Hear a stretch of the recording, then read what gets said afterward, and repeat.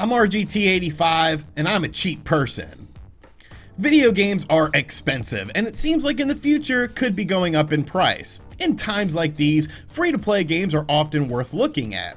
Now maybe you are like how I used to be, where you would turn your nose down at a free-to-play game. If it's free, then how could it be good?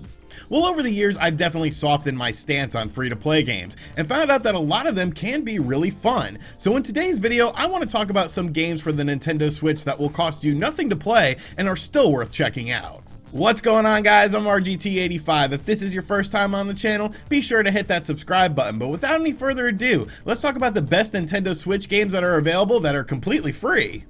Now, before we get into my list, I do have two honorable mentions that I want to mention very briefly. The first game is, of course, Fortnite. Now, I feel like at this point, if you don't know what Fortnite is, you probably haven't been paying attention to video games. It is a pretty popular game that everyone seems to enjoy. Fortnite is okay, you could definitely sink some time into it. I definitely was sort of addicted to it for a little while, but the building mechanics, I don't know. They're just sort of lost on me. But yes, Fortnite is a free game on the Nintendo Switch, so you probably have already played it.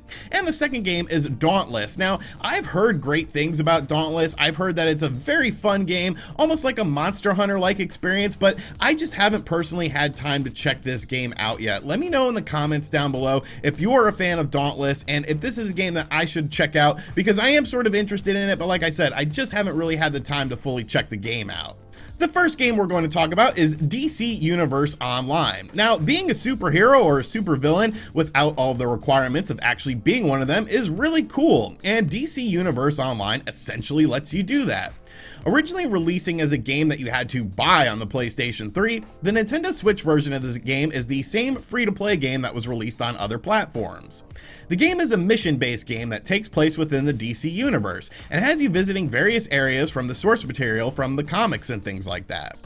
The game plays out mostly like a brawler in which you have a ton of enemies coming at you, and you can upgrade your attacks by leveling up your character and getting things like special attacks as well. Everything you do in the game from the mission standpoint gives you continuous XP, so you can continue to level up your character in a wide variety of ways. There's a good bit of content included in the game for free, but if you find yourself really enjoying the game, there are additional things you can purchase with real money to sort of extend the game. There's a ton of different cosmetics you can purchase as well, along with boosters and whatnot, which is what they are trying to do to bring you into spending the big bucks with DC Universe Online. The one thing I will say about DC Universe Online is that I feel it is best enjoyed with friends, as playing by yourself in an open world MMO can be a bit boring, and the game does look a bit dated at times as it is a game that released many years ago. But if you're a fan of superhero content and superhero games in general, DC Universe Online is worth the hefty download. Just make sure you have ample space cleared on your SD card. Ninjala is the newest free-to-play game on the Nintendo Switch, and after spending a good bit of time with the game, I think it's worth checking out, even though it is a bit strange. At its core, Ninjala has two main ways to play the game, an 8-person battle royale or a 4-on-4 team-based game. The goal in the game is simple: take out the opposition and earn points. The combat isn't as straightforward as you would think it would be though, and that's where things can be a bit off-putting for some people, I feel. When you parry, you are essentially brought into a game of directional presses. A left or right attack will beat up but loses to down. A down attack beats left or right and loses to up. An up attack will beat down but loses to left and right. Now, I guess there can be some bit of strategy with that, but oftentimes it just feels very random. Some games I've done really well in playing in Ninjala, and I'm not even quite sure how I did it, but I mean, hey, a dub's a dub and I'll take the experience points. Ninjala is a bit skimpy on content as well, featuring only 2 maps to play on at the time of the filming of this video, along with the story mode that, well, if you want to actually play it, you have to pay money for it. Beyond that, you can pay for the usual things like cosmetics or weapons as well. Thing is, although half the time I really don't know what the hell is happening with this game, I still do have a good bit of fun with it, because the character movement is just very fluid and the game looks and sounds spectacular. It needs some work for sure, but hopefully as time goes on, more content is added to Ninjala, because I think it could be a very solid free game on the Nintendo Switch. Have you ever wanted to be a ninja in outer space? Well, Warframe is the game for you then. Warframe is a third-person perspective game that has you playing as a Tenno, and that's essentially... Warframe is a third-person perspective game that has you playing as a Tenno, which is essentially a ninja, and your Warframe is basically your suit. There are a bunch of different suits to collect in the game, and all of them are customizable. Warframe has you visiting various planets and taking on various missions, some which will help out flesh the backstory for the game and essentially why you are in this area and what you are doing in this area. Warframe also has some large open world segments in the game that feature random missions that will also keep you occupied. The game has a ton of content in it, and yes, while you can buy things like weapons and new Warframes with real money, everything in the game can be simply unlocked just by playing the game. I will say the grind to unlock some of the stuff can take quite a while, but I mean, it's better than spending actual money. The real star of the show with Warframe though is the presentation, as Warframe is one of the best looking and running games on the Nintendo Switch in terms of graphics, yet it's a free-to-play game. It's a game that you can sink a ton of time into due to all of the stuff that you can unlock, and the gameplay is really fun because of all the different weapons you have access to that will really change up your playstyle. You can play with friends and randoms as well, and the game even features native voice chat, so you don't have to pull out your cell phone to talk to people on that beautiful Nintendo Switch voice chat app. The game still gets free content added regularly as well, so it's definitely a game to download on your Nintendo Switch if you like what you see from it. Next up, we're going to talk about Asphalt 9 Legends. Now, the Asphalt series has been around for a really long time. I remember playing a Nintendo DS Asphalt game way back in the day, and it's always been sort of a pseudo arcade racing style game that was really fun. Asphalt 9 Legends has grown quite a bit from the games I remember, and really, this is essentially a game that plays a lot more like a Burnout 3 than your standard racing game, but I think that's what makes this game fantastic. There's big air, there's big crashes, and with the ability to crash into your opponents with a button press in order to take them out and build up your boost meter. Levels have multiple paths to take as well, so finding shortcuts is always fun and helpful if you want to win the race, which I'm sure you do. The game looks really nice too, and the action is fast and frantic, which is important in an arcade racer. However, I do think that Asphalt 9 Legends is probably the most predatory of all the free-to-play games on this list, just due to the fact that it's essentially a mobile port, meaning it comes with a lot of mobile things attached to it. Purchasing of what are essentially loot boxes are constantly encouraged. You can run out of gas with your cars, which you can refill with real money or just wait in real time in the game, and there's just a ton of nickel and diming that comes with this game. It's not necessarily a game you could sit there and have super long sessions with due to the structure of the game itself, and honestly, I think that will turn some people off towards this game. However, if you're just looking for something that has more of a pick up and play feel to it that will appease your eyes and your destructive senses, Asphalt 9 Legends has a lot to enjoy.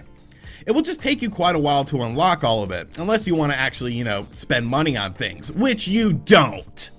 Tetris Battle Royale sounds like someone did, well, a little too much coke and decided to mash up two things that have no business being together, but here we are with Tetris 99. And you know what? It works out pretty well. Tetris 99 is basically the most intense game of Tetris you have ever played, in which you are teaming up with up to 98 other players, trying to clear out rows of blocks like every other Tetris game ever.